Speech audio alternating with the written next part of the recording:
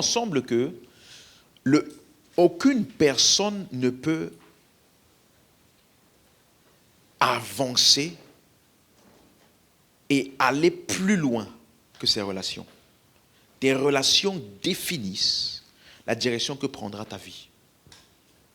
C'est pourquoi la sagesse de Dieu, qui est dans la parole, contient dans les instructions concernant les différentes relations que nous avons.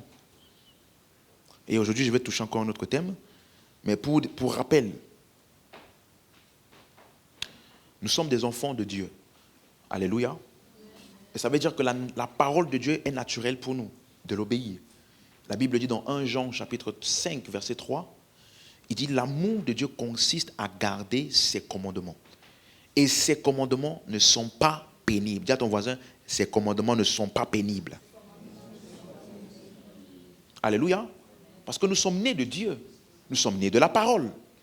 Donc quand tu entends les instructions des Écritures, tu ne dois pas commencer à débattre avec, lutter avec. Non.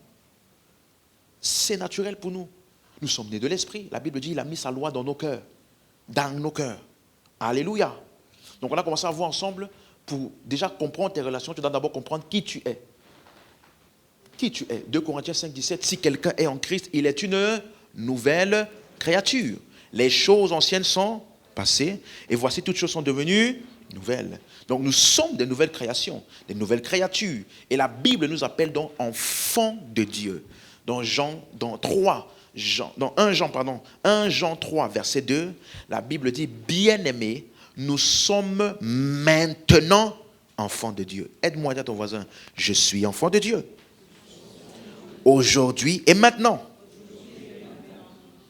Alléluia. Ça, c'est ce que nous sommes. Mais on a aussi vu que ce ne sont pas tous les hommes qui sont sur la terre qui sont enfants de Dieu. Sur la terre, il y a aussi des enfants du diable. Jean 8, verset 44. Jésus regarde les pharisiens et il leur dit, vous avez pour père le diable et vous voulez accomplir les désirs de votre père. Vous me suivez? Donc il y a des hommes sur la terre qui n'appartiennent pas à la famille de Dieu, bien qu'ils sont des créatures de Dieu. Alléluia. Donc tous les hommes sont des créatures de Dieu, mais tous ne sont pas des fils. Parce que la Bible dit, Jean 1, 12, à tous ceux qui l'ont reçu, en parlant de la parole, à tous ceux qui croient en son nom, elle leur a donné le pouvoir de devenir enfants de Dieu. Donc tu n'es pas né enfant de Dieu. C'est lorsque tu as cru en la parole que tu es devenu quoi? Enfant de Dieu. Donc toutes les personnes qui sont rebelles à l'évangile, d'après la Bible, dans Éphésiens chapitre 2, verset 2, il dit lorsque vous marchiez selon le train de ce monde, selon le prince de la puissance de l'air, de l'esprit qui agit maintenant, la Bible les appelle les fils de la rébellion. Donc il y a des hommes sur la terre, on les appelle quoi? Fils de la rébellion. Comme je peux dire, je suis fils de tel. Ça veut dire que c'est la rébellion à l'évangile qui les a engendrés. Leur désobéissance à l'évangile, le fait qu'ils ne croient pas en Jésus ainsi qu'en son œuvre. La Bible les appelle fils de la désobéissance. Amen, amen. Donc, nous devons être conscients que nous sommes dans un monde dans lequel il y a deux types de familles. Il y a la famille de Dieu et il y a la famille du diable. Et la famille du monde, si je peux appeler ça comme ça, en ensemble. Et donc, la parole de Dieu est notre sagesse. Et c'est pourquoi il dit dans 2 Corinthiens 6, verset 14. Donc, ayant compris notre identité, il nous explique comment cette nouvelle identité influence désormais nos relations. Par exemple, il dit 2 Corinthiens 6, verset 14, ne vous mettez pas avec les infidèles sous un joug étranger. Ne vous mettez pas. Donc le chrétien a la responsabilité et le devoir de ne pas se mettre. Le joug est un outil utilisé pour lier deux entités ensemble. Donc il dit ne vous mettez pas dans un lien proche, commun avec les infidèles. Quelqu'un me suit? Maintenant il explique car quel rapport y a-t-il entre la justice et l'iniquité? Qu'y a-t-il de commun entre la lumière et les ténèbres? Donc, il appelle le chrétien comment? Lumière. Il appelle le chrétien comment? Justice. Il appelle le non-croyant comment? Iniquité. Il appelle le non-croyant comment? Ténèbres. Et il dit maintenant, quel rapport? Il dit, quand vous allez vous lier, quelle va être la base de votre liaison? Qu'avez-vous en commun pour pouvoir vous lier? C'est ce qu'il dit. Puisque les natures sont incompatibles. On me suit? verset 15, pardon. Quel accord, y a-t-il entre Christ et Bélial? Quelle part a le fidèle avec l'infidèle? Quel rapport y a-t-il entre le temple de Dieu et les idoles? Car nous sommes le temple du Dieu vivant. Donc il appelle le chrétien temple du Dieu vivant. Et il appelle les non-croyants quoi? Bélial, infidèle, idole. Verset 17. C'est pourquoi sortez du milieu d'eux et séparez-vous, dit le Seigneur. Et ne touchez pas à ce qui est impur et je vous accueillerai. Donc en d'autres termes, nous sommes dans le monde, mais nous ne sommes pas du monde. Donc ça veut dire que le chrétien doit vivre une vie séparée d'eux. On ne peut pas voir un incroyant et on voit toi et vous êtes pareil. On doit percevoir une séparation de toi avec les choses du monde. Pour ceux qui se rappellent, on a dit que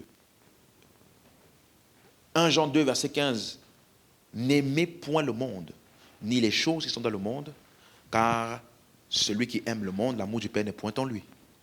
Donc, ça veut dire que nous sommes dans le monde, mais on ne doit pas faire comme le monde. Romains 12, verset 2, il dit, ne vous conformez pas au siècle présent, mais soyez transformés par le renouvellement de l'intelligence. Donc, j'ai la responsabilité de faire quoi? Ne pas me conformer. Et c'est ça qu'on va voir encore aujourd'hui. Est-ce que c'est clair? Donc, la seule manière par laquelle, en tant que chrétien, je suis dans le monde, pour ne pas vivre selon eux, la seule manière par laquelle je peux vivre cette vie sanctifiée ou mise à part, séparée, c'est en marchant selon la parole. En marchant selon la parole. Parce que la parole de Dieu est notre sagesse. Donc, dans Colossiens 3, verset 17, ouvrons. Colossiens 3, verset 17. Est-ce que tout le monde suit? Colossiens 3, verset 17. Il dit, et quoi que vous fassiez, en parole ou en œuvre, faites tout au nom du Seigneur Jésus, en rendant par lui des actions de grâce à Dieu le Père. Faites quoi? Tout au nom du Seigneur Jésus, que ce soit en parole ou en œuvre. Même chose, donc nous sommes les porteurs de son nom. Même chose, 1 Corinthiens 10, verset 31. 1 Corinthiens 10, verset 31. Il dit, soit donc que vous mangiez, soit que vous buviez, soit que vous fassiez quelque autre chose, faites tout pour la gloire de Dieu. Tout le monde a lu ça? Que vous mangiez, que vous buviez, soit que vous fassiez quelque autre chose, faites tout pour la gloire de Dieu. Dis à ton voisin, faites tout pour la gloire de Dieu. En d'autres termes, dans tout ce que tu fais, on doit voir quoi? La gloire. Donc ça veut dire que dans tes relations également, tu dois être capable de te poser cette question. Est-ce que cette personne avec qui j'entretiens cette relation, qui est-elle pour moi? Est-ce que cette relation glorifie Dieu? Parce que c'est important. Est-ce que la manière dont je relate avec cette personne-ci, que ce soit dans mon mariage, que ce soit au travail, que ce soit dans mon quartier, est-ce que cette relation glorifie Dieu? Est-ce que tu comprends? On a déjà vu clairement, une des premières relations qu'on a vues, c'est l'amitié. Il dit, ne vous mettez pas avec des infidèles sous un joug. Il dit, quelque chose qui vous lie. Si tu étudies les gens, ceux qui font l'élevage, ils mettent un joug, ça veut dire un outil sur le cou d'un animal, et ils mettent sur le cou de l'autre, et les deux sont liés. Personne ne peut pas prendre cette décision. Si l'un prend la direction, l'autre est obligé de suivre. Il dit, ne vous mettez pas avec des infidèles. Donc, première relation qu'on a vue, tu ne peux pas être ami, proche, avec un incroyant. Vous allez échanger quoi? Quels sont les sujets d'échange que vous aurez? Parce qu'un ami, c'est quelqu'un avec qui j'échange des choses. Et la Bible dit même dans 1 Corinthiens 15, verset 33, tout le monde le connaît ce verset. Ne vous y trompez pas. Les mauvaises compagnies corrompent les bonnes mœurs. Donc il y a une chose que certains chrétiens font, ils se trompent eux-mêmes. Il dit, vous ne vous y trompez pas. Il entretient des relations proches avec des incroyants et il espère que ça ne va pas corrompre ses bonnes mœurs. Tu traînes beaucoup avec des incroyants sans que tu t'en rendes compte. Tu vas adopter leur système de pensée. Subitement, les choses sacrées sont plus sacrées pour toi. Subitement, les choses qui comptent ne comptent plus pour toi. Et tu vas te rendre compte que quand tu es au milieu des croyants, tu te sens étrange. Parce que ce que nous valorisons, tu ne le valorises plus. Pourquoi? Tu t'es trop mêlé aux incroyants. J'ai dit amitié, je n'ai pas dit interagir avec. C'est différent d'interagir avec et d'avoir une relation avec. Ce n'est pas la même chose. À ton travail, tu interagis avec les gens. Tu n'as pas le choix. Ce n'est pas toi qui choisis tes collègues. Mais faire de tes collègues tes amis, c'est ton choix. C'est ton choix. Tu es avec moi? Donc, si quelqu'un a choisi de se rébeller contre l'évangile, il ne peut pas être ton ami. Pourquoi? Sans que tu t'en rendes compte, sa réticence à l'évangile va finir par t'affecter. Et souvent, on comprenait ça au début de la foi. Tu étais radical, tu vois là, Maintenant, après le temps, tu as commencé à travailler, tu as commencé à avoir une vie, à interagir. Maintenant, tu as dit non, on n'a plus besoin d'être aussi radical. Tu t'es fait séduire. Séduire. Et je vois même certains, bon, ce n'est pas le cas ici, au nom de Jésus, mais je vois même certains, il est chrétien, il a des problèmes dans son couple, problèmes dans son foyer. Il va confier ça à un incroyant. Et il lui demande, qu'est-ce que tu en penses? Quelle honte! Il va te conseiller sur la base de quoi? Dis-moi. La parole, il n'y croit pas. Il ne croit pas à la parole. Dieu, il n'y croit pas. Du moins, comme toi tu crois. Donc, quelqu'un comprend? Mes amitiés proches doivent être constituées de croyants. Nous nous édifions les uns les autres. Même si j'ai un challenge, il me fortifie dans la foi. Alléluia. Il m'incite à marcher selon la parole. Ça, ce sont des bons amis. On a vu également deuxième relation, mariage. D'après les Écritures, 1 Corinthiens 7, verset 39, il dit, une femme est liée à son mari aussi longtemps qu'il est vivant. Mais si il meurt, elle est libre de se marier à qui elle veut. Seulement, j'avais moi seulement. Seulement que ce soit dans le Seigneur. Donc la seule restriction que tu as, c'est de te marier où? Dans le Seigneur. Quelqu'un avec moi? Alors, les Écritures prennent aussi en compte le fait qu'il y a des personnes qui se sont mariées avant de se convertir. Et que l'un des deux s'est converti. La Bible parle de ça. Mais que tu es déjà en Christ et que tu veux te marier et que tu vas chercher mari parmi des gens qui ne sont pas en Christ, il n'y a aucun support biblique pour ça. Quelqu'un m'avait parlé récemment et je lui ai dit, il y a des choses que tu as faites ou que nous avons faites parce qu'on n'avait pas la connaissance. Mais maintenant tu sais. Maintenant tu sais. Est-ce que vous me suivez bien? Maintenant tu sais. Donc, ça veut dire,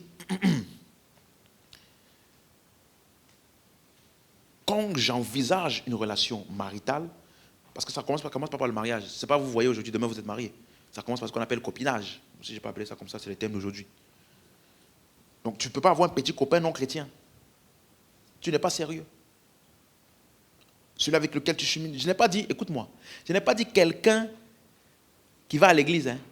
Quand je dis, parce que quelqu'un qui est vraiment né de nouveau, qui a confessé que Jésus est Seigneur, qui croit en l'évangile, que Jésus est mort, enseveli et ressuscité pour nos péchés, qui croit que Dieu l'a ressuscité entre les morts, quelqu'un qui croit en ça. Maintenant, quelqu'un va me demander, mais pasteur, comment je m'assure vraiment qu'il croit? Je dirais que s'il n'a pas d'église, je ne peux pas t'assurer. Je ne peux pas savoir. Parce qu'au moins, si tu as une église, on te connaît là-bas. On a eu assez d'exposition à toi pour savoir quelles sont tes croyances, au moins, ce que tu crois, donc, on peut se référer à ce qu'ils disent de toi là-bas. Quelqu'un me comprend? Donc, Tu dois avoir une église où on te connaît, où tu reçois la parole, où tu es formé. Là-bas, au moins, on te connaît, on peut parler de toi. Mais celui qui va d'église en église, on ne sait même pas vraiment s'il est sauvé. Parce qu'il va d'église en église cherchant une solution à ses problèmes. Donc on ne sait pas s'il est chrétien ou s'il est un chercheur de solution. Par le moyen du christianisme.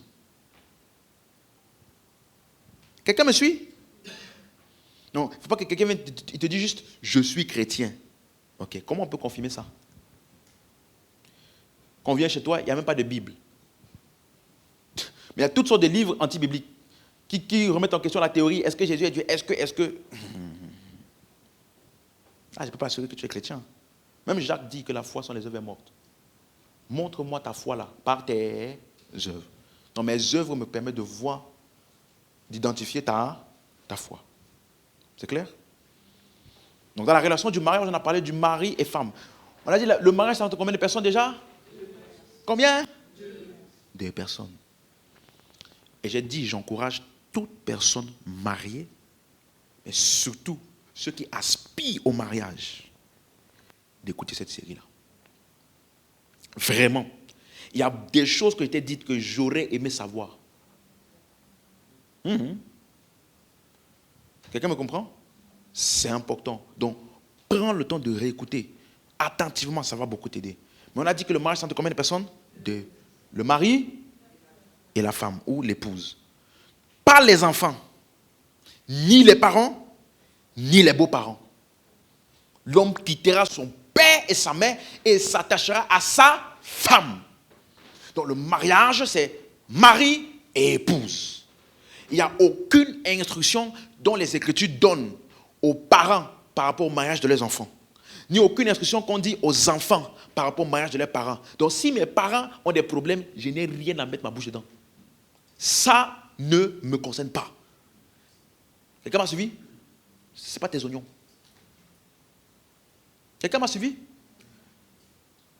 Même s'ils te disent, dis-moi, qu'est-ce que tu en penses? C'est entre vous. C'est entre vous. Qu'est-ce que tu peux faire? Prie. Prie pour eux. Mais le mariage, c'est entre combien de personnes? 2. Et je dis ça parce que ce qu'il t'explique maintenant a détruit certains mariages. Dès le départ de votre relation, vous devez déjà mettre en place, vous deux, vous accordez sur quelle est la place des parents et des beaux-parents dans notre couple ou futur couple. Dehors. Je répète ce que j'ai dit. Leur place est où? Il n'y a pas dit dehors de la maison, parce que tu as des gens qui comprennent à l'envers. Quelle est la place que nous donnons à nos parents dans ce couple-ci? Aucune. Quelqu'un a compris? Oh non, mais ça doit être clair pour vous deux dans votre tête dès le départ. Vous ne pouvez pas avoir une discussion. Ouais, mais mon père m'avait dit ça. Mon père m'avait dit ça. Mon père m'avait dit ça. Tu es marié à qui? Ma mère m'avait dit ça. Ma mère m'a toujours dit ça. Mon père m'a toujours dit ça. Si ton père t'avait toujours dit ça et que c'était vraiment ça, on a dit quittera. Tu as compris le mot quittera? Il quittera son père et sa mère. Je n'ai pas dit qu'il faut déshonorer les parents, mais j'ai dit que si vous laissez une place importante, un mot à dire, un avis à donner, une opinion,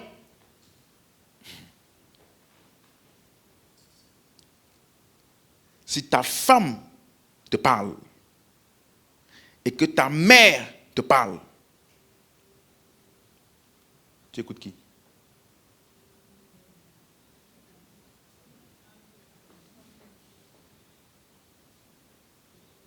Écoute-moi, ce n'est pas quand tu vas te marier que tu vas découvrir ça. Faut écouter, faut déjà voir maintenant. Quand sa soeur parle, elle lui dit un truc, et que toi aussi tu dis un truc, il écoute qui? S'il écoute elle, ouais, mais ma soeur m'a dit ça aussi, donc calme-toi. Tu sais quoi? C'est exactement ça que tu as vu dans ton mariage. Quand la soeur va parler, tu vas voir que subitement, ce que tu dis n'a plus d'importance. Et ça brise la confiance dans certains mariages. Des mariages dans lesquels la sœur vient dans la maison. Et puis, c'est comme si la femme n'a plus d'importance, quoi. On la traite. Elle parle n'importe comment. Ta sœur parle n'importe comment, ta femme. Et tu dis rien. Je me rappelle, bon, si jamais ma mère écoute ce message, je t'aime beaucoup. Mais suis-moi.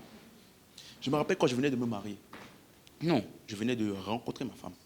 Et que j'avais présenté ma femme à ma mère, en visio. Voilà, maman. Après toutes ces années, finalement, voilà ta belle-fille. Elle a dit, oh. Devant moi, elle a fait, très bien, mon fils. Du coup, elle a dit, envoie-moi un peu son numéro, je pourrais parler avec elle pour faire sa connaissance. Moi, tout naïf. Je donnais le numéro. Appelle-la. T'as quel âge déjà? C'est ça. Oh, des enfants comme ça. Est-ce que tu sais vraiment ce que tu fais de la vie? Est-ce que elle a parlé? Premier contact avec ma future femme, tu parles comme ça? Moi, j'étais pas au courant. Quand j'ai appelé après, alors, ça s'est bien passé? Ah non, là, je ne sais pas trop si elle m'aime, si elle ne m'aime pas, je ne sais pas trop. Parce que la façon dont elle m'a posé des questions, elle m'a un peu terminé là. Ça fait comme ça, vous là. Elle dit quoi? Elle t'a dit ça? Ok, j'ai appelé ma mère. Sur le champ. Bonjour maman, ça va? Tu ne connais pas elle? Tu ne sais pas qui elle est? Tu fais sa connaissance et le premier contact que tu as avec elle, c'est des reproches? Non. Si c'est ma future femme, tu la respectes. Tu sais quoi? Depuis ce jour-là, quand on s'est mariés, on est parti au pays. Tout le monde l'a aimé, l'a respecté. Tu sais pourquoi? Parce que j'ai, dès le départ, mis sa place là. C'est ça. Je vous respecte, je vous honore tous, mais ici, tu n'as pas le droit de lui parler comme tu veux. Si tu ne fais pas ça dès le début, ta mère parle à ta femme n'importe comment, ta soeur vient faire n'importe comment, tu te dis, mais c'est ma soeur, c'est ma soeur. Ah! Écoute aussi ce qu'elle dit. Dès le début, tu dois savoir, le mariage est entre combien de personnes? 2. Pas avec les amis, pas avec les copains, pas avec les collègues, c'est entre vous 2. Si ce n'est pas établi en toi, j'ai vraiment pitié de toi. Quelqu'un m'a suivi? Donc, quand tu aspires au mariage, tu dois bien regarder ça. Parce que il quitte son père et sa mère, il s'attache à sa femme. Ça veut dire désormais, la relation la plus importante pour lui, terrestre là, c'est elle. Elle passe avant mon père, avant ma mère, avant même mes enfants. Et j'ai noté ça aussi. Même chose pour les enfants. Toutes vos interactions dans votre mariage ne doivent pas être que pour les enfants. Vous parlez, les enfants. Ouais, les enfants. Vous avez du temps quand pour vous. C'est pour ça que je conseille aux personnes, quand vous venez de vous marier, avant de faire des enfants, prenez du temps pour vous deux. Tu ne te maries pas le 25 octobre. Le 26 octobre, enceinte déjà. En bon entendeur, salut. Et comment c'est vu? Prenez du temps. On a pris 2 ans, ma femme et moi. Et tu sais quoi? Je rends grâce à Dieu pour ces 2 ans. Ce sont les 2 ans-là, on s'est adapté. C'est là on a chamaillé ce qu'il fallait chamailler, adapter ce qu'il fallait adapter. Quand les enfants viennent, ils ne vont jamais voir des parents qui se disputent. Ils ne vont jamais voir des gens qui ne se comprennent pas. Ils ne vont pas grandir dans un environnement où ils ne savent même pas c'est quoi un père, c'est quoi une mère. Non! Prenez le temps pour vous connaître. C'est le temps d'adaptation où tu commences à comprendre mieux comment la personne pense. Parce que laisse-moi te dire, la personne avec laquelle tu veux te marier là, tu ne la connais pas.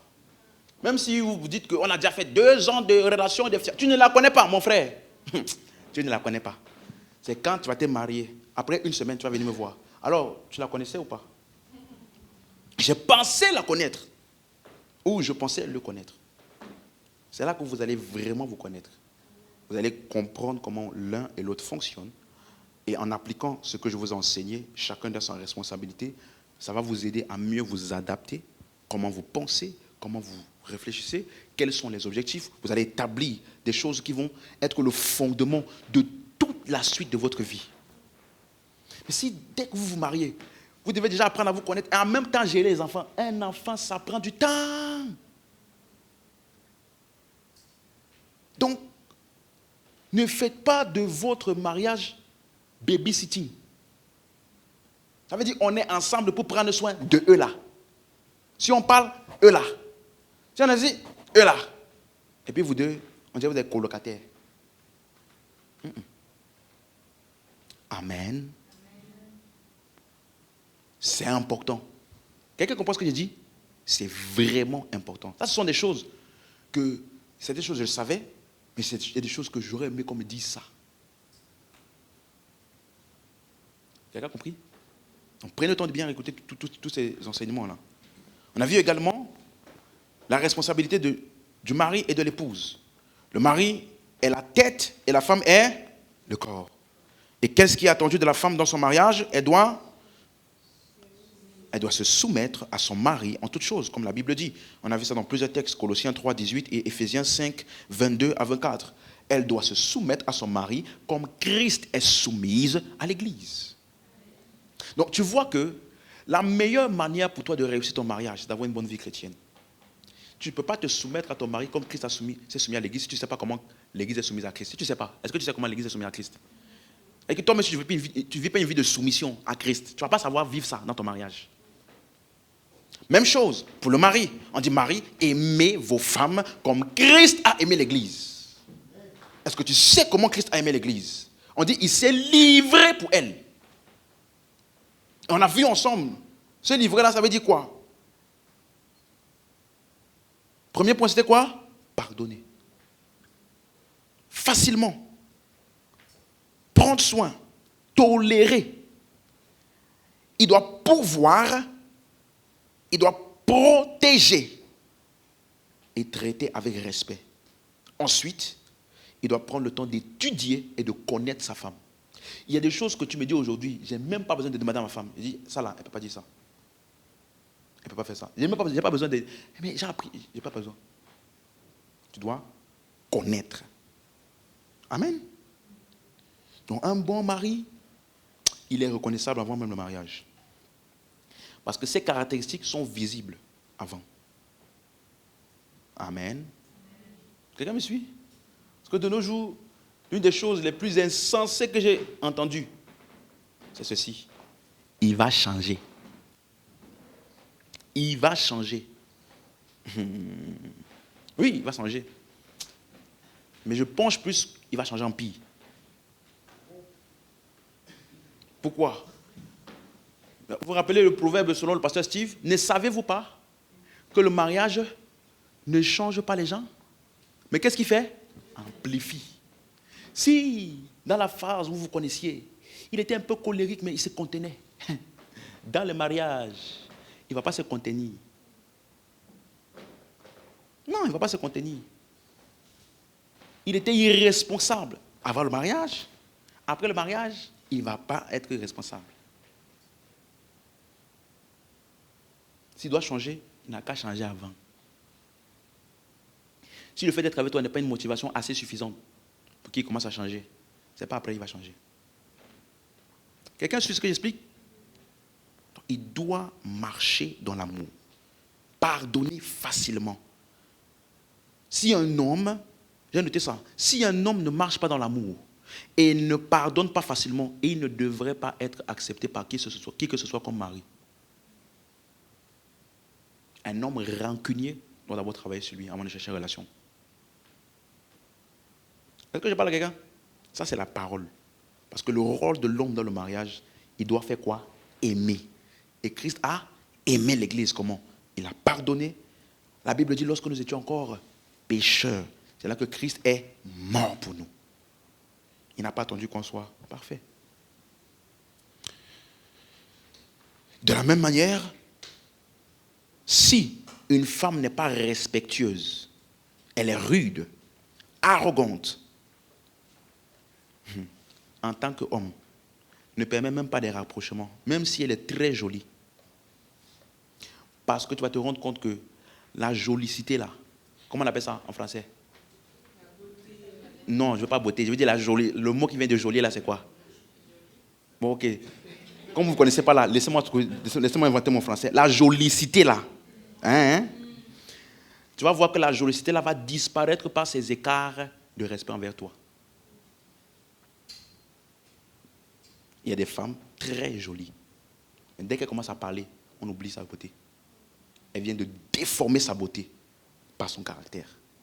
Et il y a des femmes qui, selon le monde, ne sont pas très pimpantes. Mais quand tu parles avec, tu sens une beauté qui est plus que physique. Tu dois chercher une femme respectueuse, soumise, qui honore son mari. Comment tu vas voir ça? Observe son style de vie maintenant. Ce n'est pas après.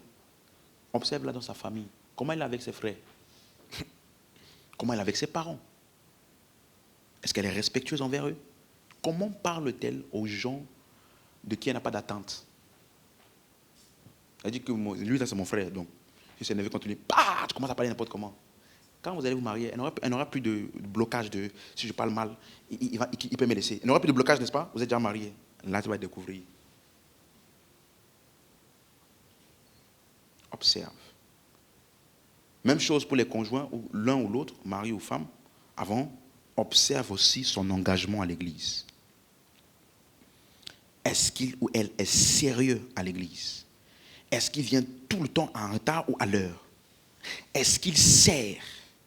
Est-ce qu'il est sérieux dans son service? Laisse-moi te dire une chose. Si c'est une personne qui ne valorise pas les choses de Dieu avant le mariage, et que tu l'épouses malgré tout, ça va affecter ton engagement avec Dieu. Forcément. J'ai connu des personnes en feu pour Dieu qui ont été éteintes après le mariage. Éteintes complètement. Plus d'engagement, plus de prière, plus rien. Pourquoi? La personne qu'elles ont épousée n'avait pas ça aussi comme valeur importante. Du coup, les jours de ton moment de prière, allons à tel endroit. Le moment où vous devez aller à l'église, ah, il y a telle chose. La chose, du coup, ton feu et ta passion pour Dieu est étouffée totalement. Le mariage, écoute bien, n'est pas l'évangélisation. Et le mariage, ce n'est pas le discipulat. Il peut répéter ça? Le mariage, ce n'est pas l'évangélisation. Donc, tu ne vas pas marier un incroyant en disant, je vais l'évangéliser, il va être sauvé. Le mariage, ce n'est pas l'évangélisation. Fais l'évangélisation hors du mariage. Et le mariage, ce n'est pas le discipulat. Non, il n'est pas sérieux avec Dieu. Quand il veut l'épouser là, je vais le discipuler. Discipule-le avant.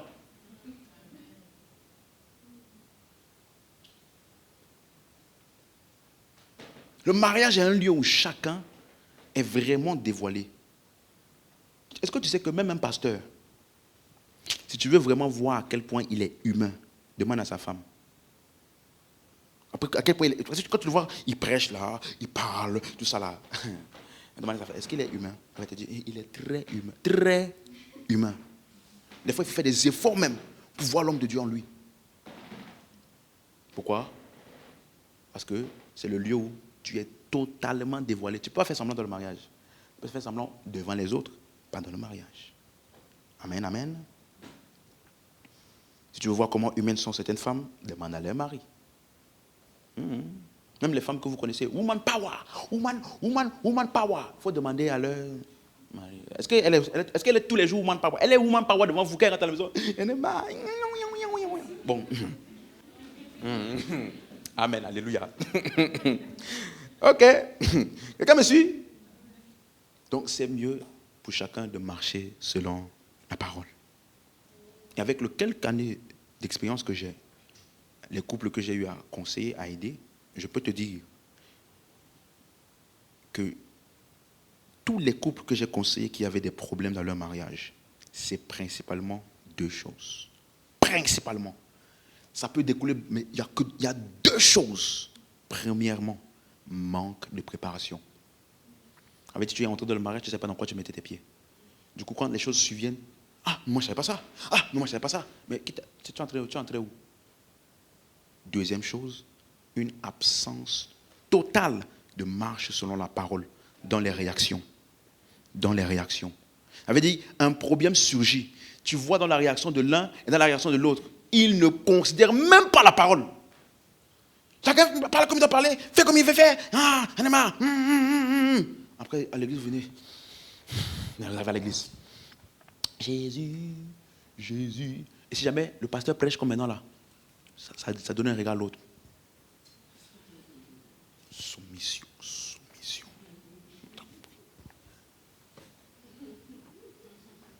Après, maintenant, quand le pasteur dit aussi, Marie, aimez vos femmes, pardonnez.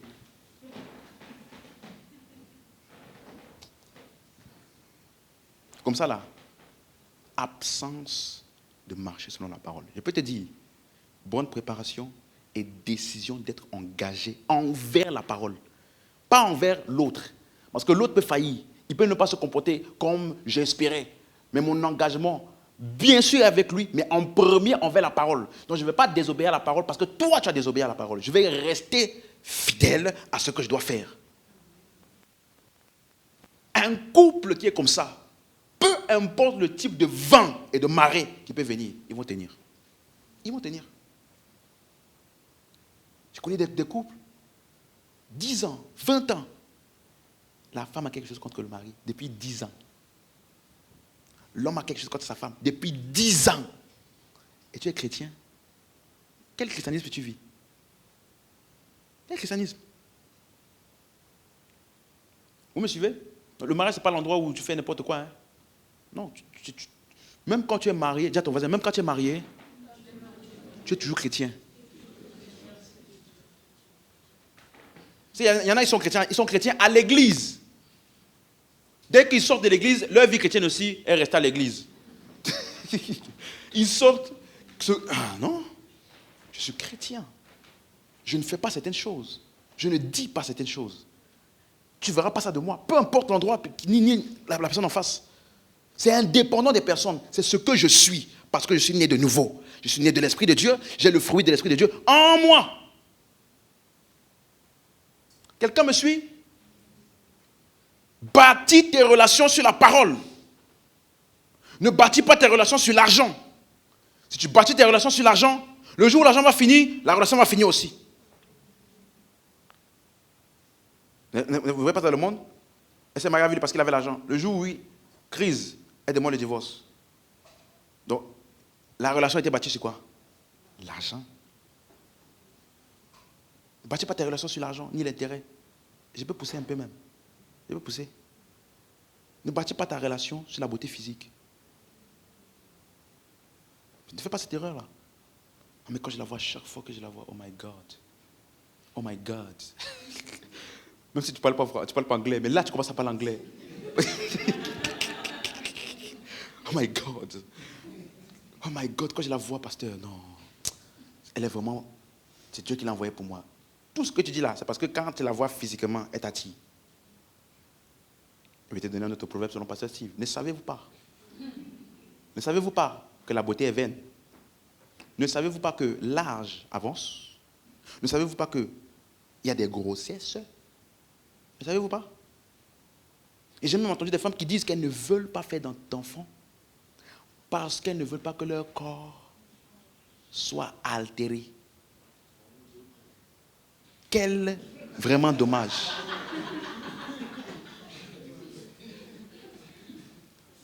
Quelle superficialité. Donc, tu ne fais pas d'enfants. Je comprends, tu dis, c'est dur moi de m'occuper des enfants. Ça encore, je peux comprendre. Mais tu dis, parce que je ne veux pas que mon corps soit altéré, soit déformé. Mais attends, quelle superficialité, quel égoïsme. Et surtout, désolé, hein, quelle stupidité. Que vas-tu faire quand tu vas vieillir? Non, dis-moi, tu vas faire quoi? Tu vas déclarer, je refuse de vieillir. Mon corps doit rester comme il doit rester. Quand tu vas finir de déclarer là, tu vas voir qu'un jour après, ris d'ici. Ris de là-bas. Ce qui était debout n'est plus debout. Tu vas faire quoi? Tu vas aller aux États-Unis pour faire chirurgie. Chirurgie là, ça va même te déformer encore plus. Ne sois pas superficiel. La Bible dit, la beauté est vaine. Ça ne tient pas ce n'est pas quelque chose de solide sur lequel on bâtit une relation.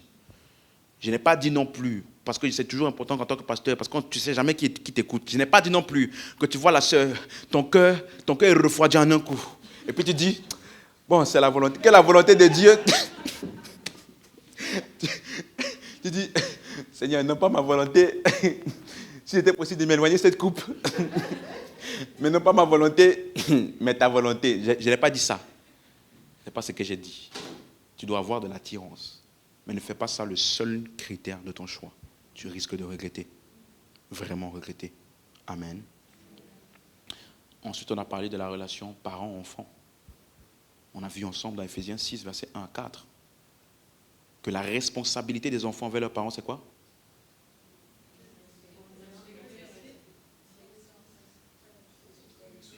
Il dit, enfants, obéissez à vos parents selon le Seigneur. Et le verset d'après de Ephésiens 6, il dit, honore ton père et ta mère. Donc, on a vu ensemble, on a défini ce qu'on appelle enfant, n'est-ce pas? Tu dois de l'obéissance à tes parents aussi longtemps que tu es sous leur gouvernance. Si tu dépends d'eux, c'est eux qui te nourrissent, qui pourvoient à tes besoins, qui te donnent un toit. Je t'ai dit, celui qui prend soin de toi a un mot sur ta vie. Oui, tu lui dois obéissance. Par contre, si tu n'es plus sur son toit, ni sur sa gouvernance, tu dois quoi?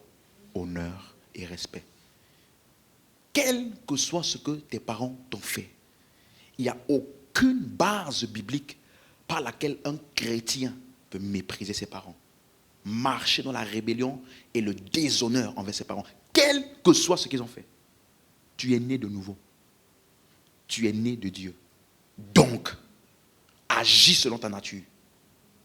Est-ce que je parle à quelqu'un? Quel que soit ce qu'ils ont fait. Ça ne dépend pas d'eux. Mon action ne dépend pas d'eux. Mon action dépend de qui je suis en Christ. Donc, quand je suis parent, je suis toujours chrétien. Quand je suis enfant, je suis toujours chrétien. Devant mes parents, je suis quoi? Chrétien. On ne peut pas te voir, tu parles n'importe comment, on a l'impression que tu parles à ton enfant, alors que c'est à tes parents que tu es en train de parler. Non. Ou tu ne montres aucune marque de respect. Je disais la dernière fois, tes parents viennent chez toi, tu dis, ah, tu ne m'as pas prévenu en avance, fallait moi appeler. Ok, c'est vrai.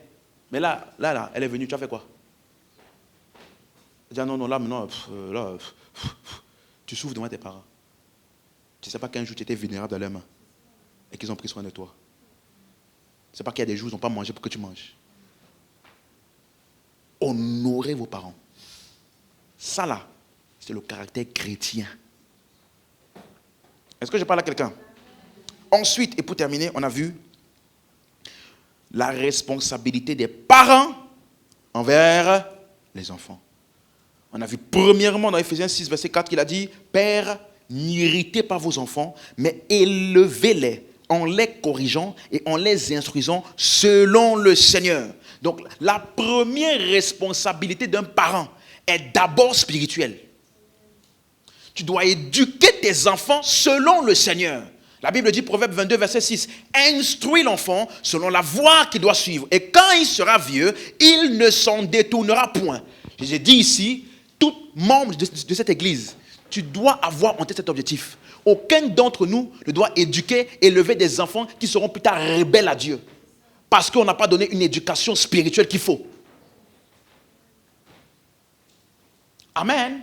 Donc, tout ce que tu apprends de la parole, ce n'est pas que pour toi. C'est aussi pour que tu fasses de ça une application à ta personne pour devenir un modèle pour tes enfants. La société dans laquelle nous vivons est trop déformée. Des enfants ne savent même plus où ils en sont. 2 ans, 3 ans, 4 ans, 5 ans, ils sont déjà complexés. 5 ans, complexés. Complexés. À 5 ans. Non. On doit leur éduquer en leur donnant la parole. La parole. La parole. Pour qu'ils puissent penser, réfléchir, méditer la parole. Ils doivent voir l'application de la parole en toi, parent. Ils doivent te voir marcher dans l'amour. Ils doivent te voir savoir contrôler tes émotions. Ils doivent te voir prier. Ils doivent te voir méditer la parole. Ils doivent te voir être consistant dans ton engagement avec Dieu. C'est une semence que tu poses en eux pour la suite de leur vie. Quand il grandira, la Bible dit, ils ne vont pas s'en détourner. Mais il y a des enfants, Rebelle à Dieu.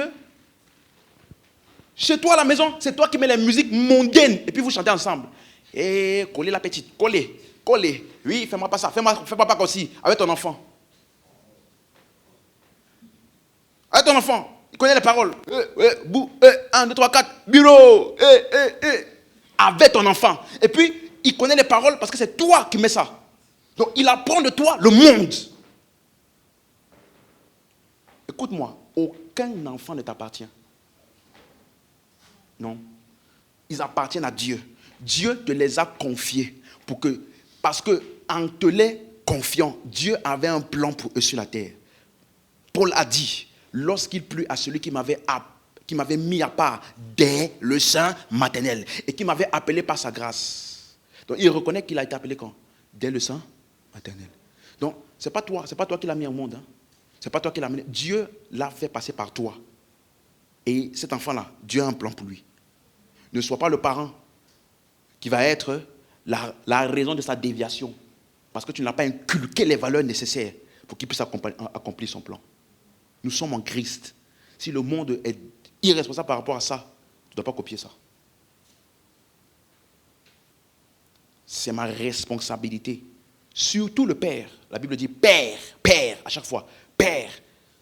Il y a des cultures où on dit, c'est la mère qui éduque les enfants. Éduque. Ah, moi, j'ai pas le temps. Non. Père. Ton enfant se dévie, tu as la responsabilité de l'éduquer. Et la première responsabilité, quoi? Spirituelle. Selon le Seigneur. Selon le Seigneur. J'ai dit la dernière fois, j'ai dit des choses que mes enfants ils font, des questions qu'ils me posent. Ça se voit qu'ils observent. Les enfants observent. Laisse-moi te dire une chose. Ils ne pratiquent pas ce que tu dis.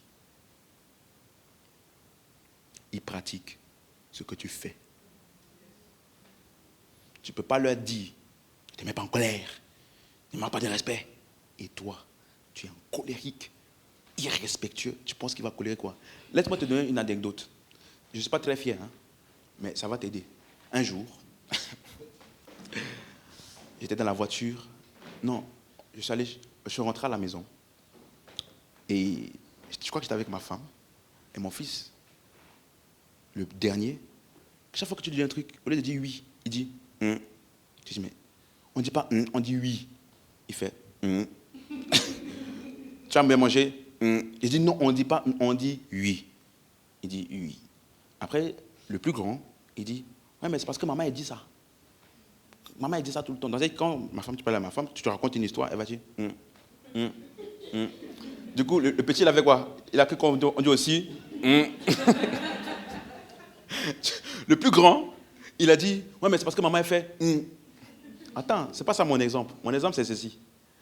Alors, ma femme, elle a demandé mais et papa, il fait quoi?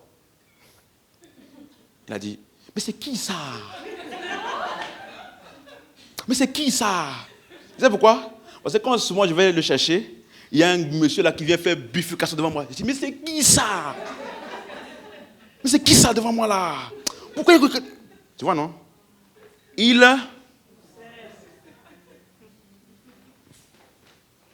Si mon petit enfant, il doit dire qu'il sait que quand il y a un gars qui fait un peu... Hein, j'ai changé, hein, calmez-vous. Calmez-vous. Mais c'est pour dire quoi? Vraiment, hein, je plaide avec vous. Vos enfants, ils apprennent de vous. Et c'est pour ça que j'ai dit vendredi, toute chose que tu vas vaincre de mauvais dans ton caractère, tu es en train d'épargner ces batailles à tes enfants. Parce que tu ne vas pas le reproduire devant eux. Et du coup, ils ne vont pas voir ça comme un exemple à reproduire. Je vous ai parlé la dernière fois des malédictions générationnelles, n'est-ce pas? On se rappelle de ça? Il y a des gens qui disent les malédictions générationnelles, les parents ont fait ça, les enfants, ça n'existe pas. Il n'y a pas de malédiction générationnelle. La Bible dit, l'âme qui pêche, c'est elle qui mourra. Vous ne direz plus ce proverbe-là. Les pères ont mangé des raisins et les dents des enfants ont grincé. Dieu dit, l'Éternel est vivant. Vous ne direz plus ce proverbe. Donc, ça n'existe pas. Mais qu'est-ce qui a fait que les gens concluent que ça existait? Parce qu'ils ont vu des schémas répétés dans les parents, dans les enfants. Les mêmes problèmes des parents étaient les mêmes problèmes des enfants. Et je t'ai dit, ce que les gens appellent malédiction générationnelle, ce n'est pas une malédiction. C'est une imitation. C'est un transfert de système de pensée. La manière dont tu parles, la manière dont tu penses, la manière dont tu agis. Les enfants voient ça. Ils n'ont pas d'autre modèle. Qu'est-ce qu'ils vont faire? Ils vont t'imiter. Et comme ils vont t'imiter, ils auront les mêmes résultats que toi. Et on va dire malédiction générationnelle. Ce n'est pas malédiction générationnelle. Ça veut dire que tu as mal éduqué tes enfants. Tu n'as pas donné un exemple de ce qui doit être bien fait. Ah non, mais nous, dans toute notre famille, personne ne se marie. Les hommes nous prennent, ils nous enseignent et puis ils nous laissent. Une soeur m'avait dit ça. Elle dit, je suis pasteur. Non, j'ai la responsabilité de te dire la vérité. Tu as un mauvais caractère. Voici la raison pour laquelle tu galères. Pourquoi? Parce que ta mère, en grandissant, t'avait dit que tous les hommes sont des gigolos. Tous les hommes ne sont pas sérieux. Tous les hommes... Du coup, chaque fois qu'un homme vient vers toi, tu l'approches avec cette mentalité. Je me rappelle une soeur, sa mère lui avait dit, ne laisse jamais un homme te donner un ordre. Jamais. Ne laisse jamais un ordre. Du coup, toutes les relations qu'elle a eues, c'était toujours un an maximum. Maximum. Et quand le pasteur lui parle, il dit non, ce n'est pas non plus l'esclavage. Hein, c'est pas non plus l'esclavage. D'accord, ce n'est pas l'esclavage. Continue à parler de relation en relation. On va voir.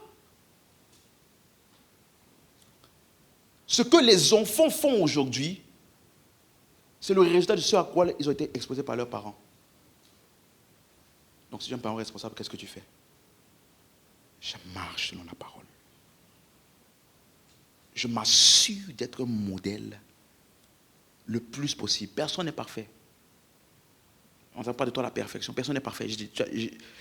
On s'améliore. Tu me suis? Mais décide d'être un modèle.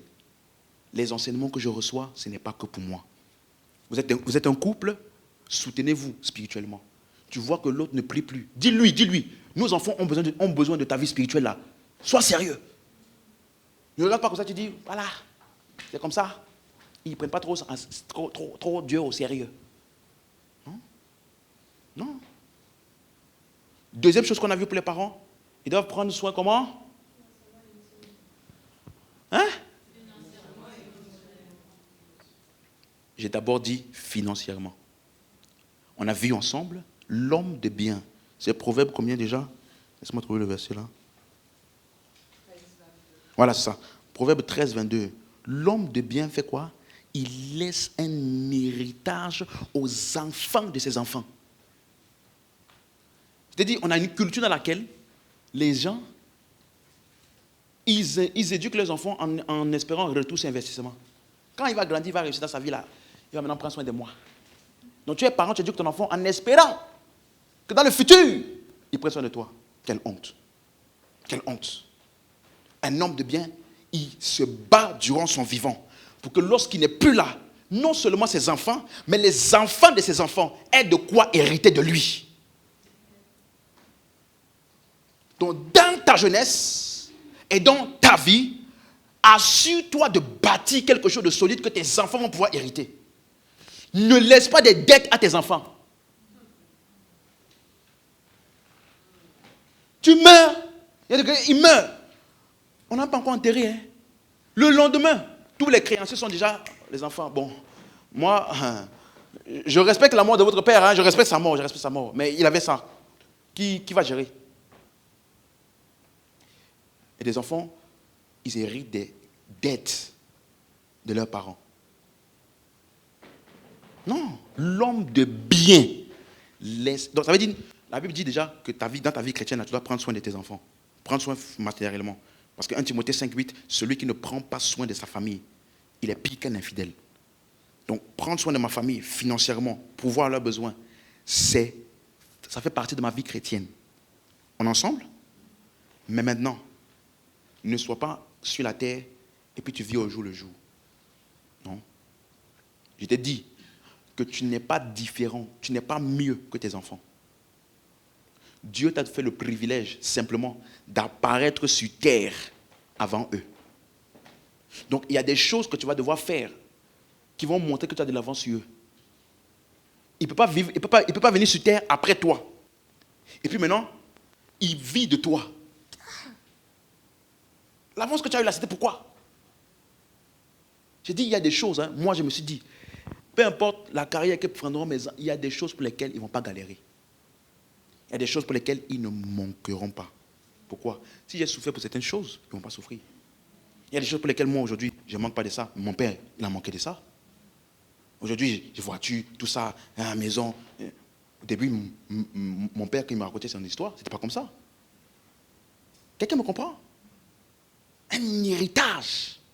Il laisse un héritage. Donc, les enfants de tes enfants doivent, ça là, c'est ce qui nous avait été légué par notre grand-père. Donc, en termes de stabilité de telle chose, ça, on n'a plus de problème dans notre famille à cause de ça. Voici ce qu'il nous a légué. Pas tu lègues les problèmes, tu lègues les dettes, tu lègues, non, ça ce n'est pas biblique. Hein? Amen. Et troisièmement, les parents doivent pouvoir émotionnellement. Écoute-moi. Il n'y a rien qui bâtit un enfant comme des paroles. Peu importe ton état de fâché, peu importe ce que l'enfant fait, il y a des choses qu'on ne dit jamais à un enfant. Jamais. Peu importe ce qu'il a fait. Parce que tu peux le corriger pour une chose, il va changer. Mais la parole que tu as donnée, l'impact que ça a fait en lui, peut lui prendre des années entières pour qu'il puisse sortir de ça. C'est pour ça que le mariage, c'est pour les gens matures, pas pour les enfants. Qui, dès qu'il est énervé, il parle, il insulte. Quand tu grandis dans une famille dans laquelle on insulte les enfants. Tu es nul, tu es un vaurien, tu me fais honte. Hein? Suis-moi.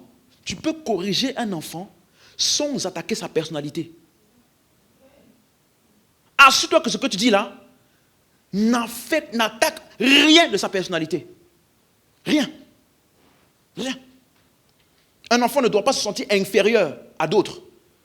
Il y a des parents qui comparent les enfants avec l'autre enfant. Moi, ma copine, elle a 2 enfants. Il a tel âge. Il a déjà sa maison. Il a déjà. Et alors? Son enfant, il a déjà. Toi, voici ton enfant ici. Tu n'as pas la responsabilité de t'occuper des enfants de ta copine. Non, mais ma copine, vraiment, quand je regarde ses enfants, et alors?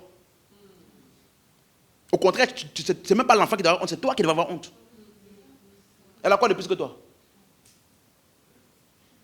Mais je sais que des fois, les parents font ça pour piquer, en pensant que ça va aider l'enfant à changer. Non, ça va le détruire.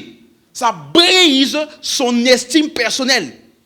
La Bible dit, la femme sage, elle fait quoi? Elle bâtit.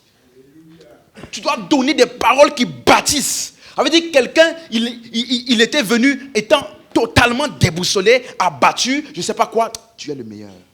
Toi là, tu es le meilleur. Ne t'inquiète pas. Tu vas réussir. Tu es un très bon enfant, très bon garçon. Tu me suis? Voilà comment tu dois apprendre à parler. Même, ça m'arrive. La Bible dit que la folie est attachée au cœur de l'enfant. Et la verge de la correction, dis avec moi, verge de la correction, le délivre. Vous savez dire qu'il y a des corrections là, c'est la verge qu'il faut. En tout cas, la verge. Donc tu ministres la verge par la puissance du Saint-Esprit à l'enfant. Tu suis, non? Voilà. C'est biblique, hein? Mais tu sais quoi? Tu n'as pas le droit de le faire dans la colère. Il m'arrive déjà de ministrer, quand il finit de ministrer là, quelques temps après, il vient, je joue avec eux. Je joue avec eux. Pourquoi? Parce que je n'avais pas fait ça pour lui faire du mal. Ni pour qu'ils comprennent. Ni pour qu'ils se disent que je suis méchant. Dans l'amour. Dans l'amour. Donc tu peux corriger un enfant, mais ne fais et ne dis rien qui va lui faire se sentir inférieur aux autres. Inférieur par rapport à je ne sais pas qui. Non. C'est pour ça qu'il y a des enfants aujourd'hui de nos jours, je parle en direct, qui se suicident. Tu as jamais entendu ça? Dans les lycées? Dans les collèges? Dis-moi. Parce que des fois, je me pose la question. Un enfant là, 12 ans, 13 ans là, il se suicide. Il a vu quoi de la vie? Il a vu quoi? Il a quel genre de problème énorme pour penser au suicide? Tu sais pourquoi il se suicide? Estime. Il se dit que personne ne l'aime, ni ne se préoccupe de lui. Donc même s'il part, ça ne fera ni chaud ni froid. Donc laisse-moi partir. Le monde dans lequel nous vivons est très hostile. Donc, si tu peux pas toujours contrôler ce qui se passe dehors, mais que quand ils viennent dedans là, au moins ils savent ce qu'ils vont trouver. La paix, l'amour, l'encouragement, l'édification. Ta maison doit être un lieu d'amour, rempli de paix, rempli de chaleur. Pas un lieu où il finit la guerre dehors, il y a la guerre dedans aussi. Non. À l'école, on se moque de lui. À la maison, on le rabaisse. Il va grandir étant déformé. Donc la responsabilité des parents, c'est de faire quoi? Bâtir comment? Émotionnellement. Tout enfant qui grandit sans être bâti émotionnellement est vulnérable au monde. Très vulnérable. Je disais à quelqu'un une fois, il y a des filles aujourd'hui, on les critique. Prostituées, qu'est-ce que c'est? C'est parce que le seul moment où elle voit que quelqu'un lui donne un peu d'attention, c'est quand elle se donne là. Du coup, comme elle n'a pas connu ça en grandissant, qu'est-ce qu'elle va faire? Peu importe, utilisez-moi, mais moi je veux sentir ce moment d'affection où on se préoccupe de moi, où je suis importante aux yeux de quelqu'un. Il est prêt à payer, ça veut dire qu'il me valorise. Voilà. Pourquoi? Je n'accuse pas les parents, mais je dis souvent, ils ont grandi sans amour. On ne leur a pas dit, tu es belle. On ne leur a pas dit, tu es extraordinaire, tu es magnifique. Ils n'ont jamais entendu ça. Donc le jour où un homme va venir là, il est mal intentionné, mais il sait quoi dire pour que son cœur flanche. Parce qu'elle ne connaît pas. Elle n'a jamais entendu autre chose que ça. Tu es nul, tu es nul, tu es nul. Donc quand quelqu'un vient dire, oh waouh, t'es jolie aujourd'hui, hein. C'est fini. Tu dis juste, t'es jolie aujourd'hui, hein. Elle, dans son cœur, elle a déjà commencé à imaginer la robe de mariée. Non, tu ris, mais c'est vraiment le cas de certaines personnes. Pourquoi? Parce qu'elle n'a pas appris à ce qu'on lui donne l'amour. Donc la première personne qui va donner l'amour, elle va penser, putain, si tu es juste gentil, hein, tu n'as pas d'intention, tu es juste gentil, mais elle ne connaît pas autre chose que le rabaisser. Donc quand tu fais quelque chose de différent, elle pense que tu es amoureux d'elle. Et elle devient vulnérable devant toi. Tu peux lui faire ce que tu veux. Elle a perdu toute résistance. Parce qu'avec toi, il y a une chose là qu'elle sent, qu'elle n'a jamais senti ça avant.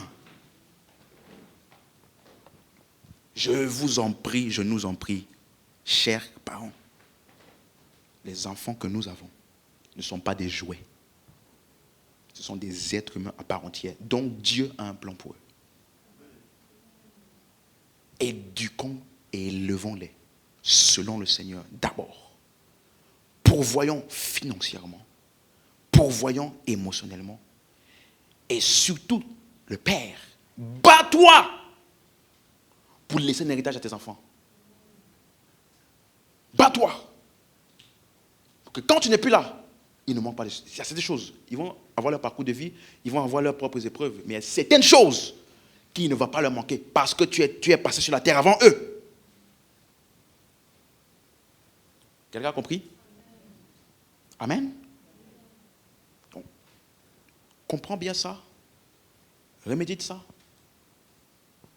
Et ça va vraiment nous aider. Mais je crois, Dieu, que nous aurons des familles solides. Dans un monde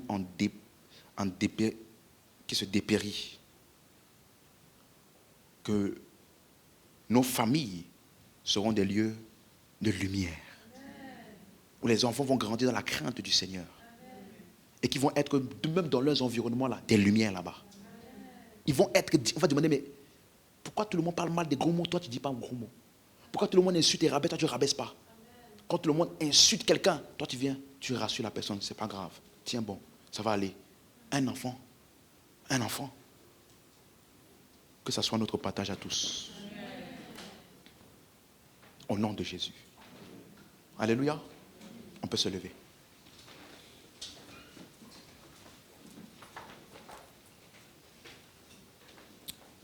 C'est une grande responsabilité. d'être parent, mari, épouse, et toutes les différentes choses. Et le chrétien doit permettre à la parole de Dieu d'ajuster ses relations ainsi que la façon dont il traite ces relations-là. On doit savoir que tu es chrétien, parent. On doit savoir que tu es au travail chrétien, par des choses que tu ne te permets pas de faire. Alléluia. Dans ton travail, dans ta famille, on doit voir en toi. Parce que nous sommes la lumière du monde. C'est ce que la Bible dit. Que vos bonnes œuvres luisent. Pendant que votre lumière luise devant les hommes et qu'en voyant vos bonnes œuvres, ils glorifient votre Dieu.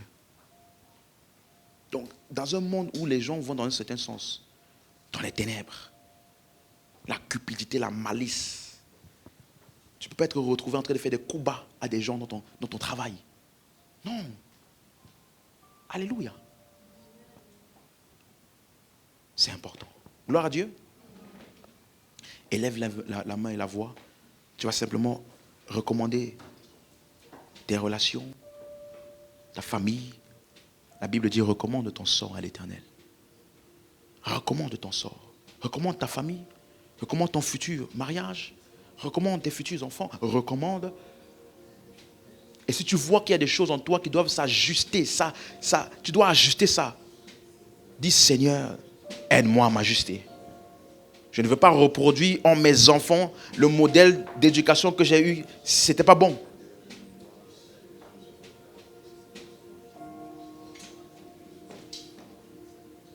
Je veux être un bon enfant pour mes parents. Un bon mari pour mon épouse. Une bonne femme pour mon mari.